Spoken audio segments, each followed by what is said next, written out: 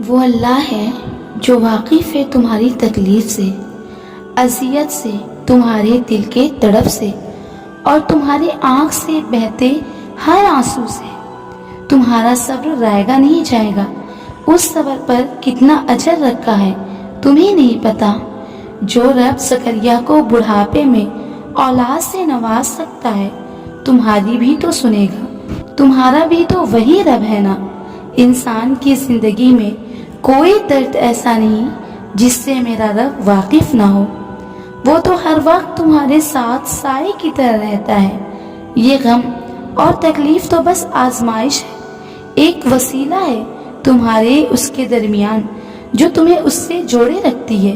وہ تو چاہتا ہے کہ اس کا بندہ اس سے بات کرے، اس سے مانگے، وہ سننا چاہتا ہے تمہیں، مگر تم اپنا صبر کھو دیتے ہو، اس سے شکوے شکایتیں کرتے ہو۔ ایسا کیوں ہوا اور میرے ہی ساتھ کیوں ہوا؟ کبھی سوچا ہے ہم اس قابل ہیں کہ اس کی حکمت اور مصلحت پر سوال اٹھائیں؟ کتنے حق ہیں اس کی محبت کے جو ہم نے کبھی ادا نہیں کیے، کبھی اس کے کہے کا مان نہیں رکھا ہم نے۔ کوئی تمہارا جواب نہ دے تو فوراً روٹھ جاتے ہو، دوبارہ بات ہی نہیں کرتے، مگر وہ ذات بھی تو ہے جو دن میں 5 بار تمہیں اپنے پاس بلاتی ہے اور تم سن کر انسنا کر دیتے ہو۔ سوچو اس کو بھی تو برا لگتا ہوگا نا، مگر وہ پھر بھی تمہارا ساتھ نہیں چھوڑتا۔ یہ کیسے ممکن ہے کہ کوئی چیز یا شخص تمہارے لیے صحیح بھی ہو اور تمہارا من پسند بھی ہو، پھر بھی تمہیں اس سے دور کر دے؟ وہ تو تم سے تمہاری ماں سے بھی زیادہ محبت کرتا ہے، بھلا وہ تمہارے لیے کچھ برا کیسے سوچ سکتا ہے؟ اس کے ہر کام میں مصلحت چھپی ہے اور ہر عمل حکمت والا ہے۔ وہ کبھی بھی تمہارا کہا رد نہیں کرتا۔ وہ دینے میں تاخیر کر دیا ہے تو ہو سکتا ہے وہ مزید سننا چاہتا ہو یا اسے تمہارا مانگنا پسند آ گیا ہو۔ اس دنیا میں تمہارا سب سے بڑا خیر خواہ تمہارا رب ہے۔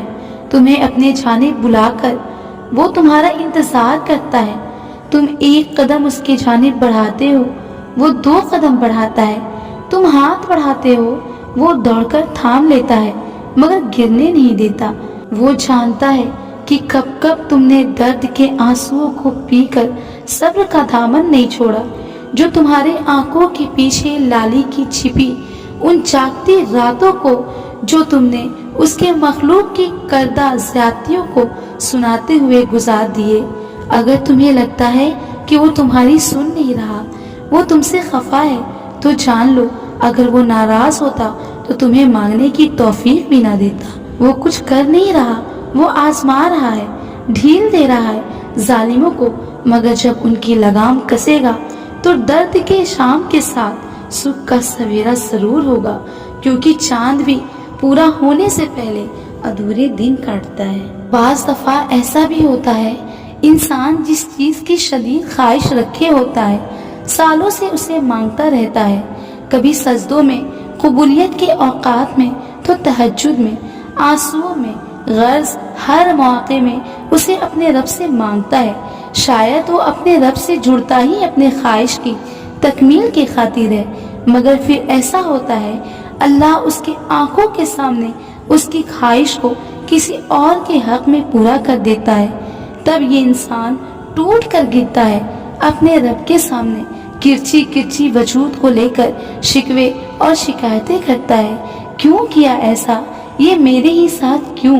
ناراض ہوتا ہے اپنے خالق سے اور کہتا ہے میں تو اتنا مانگتا تھا تجھ سے اور تو نے اسے کسی اور کے جھولی میں ڈال دیا۔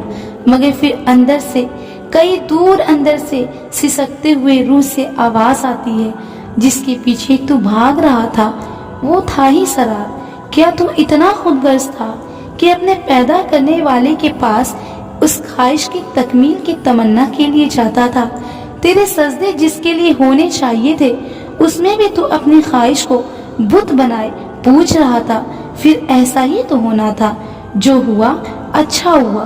تجھے سمجھ تو آئی کہ حقیقت کیا ہے، کس سے جڑنا تھا، کس کی خواہش رکھی ہے، سجدے کس کے لیے خالص کرنے ہیں، کن کے لیے آنسو بہانے ہیں۔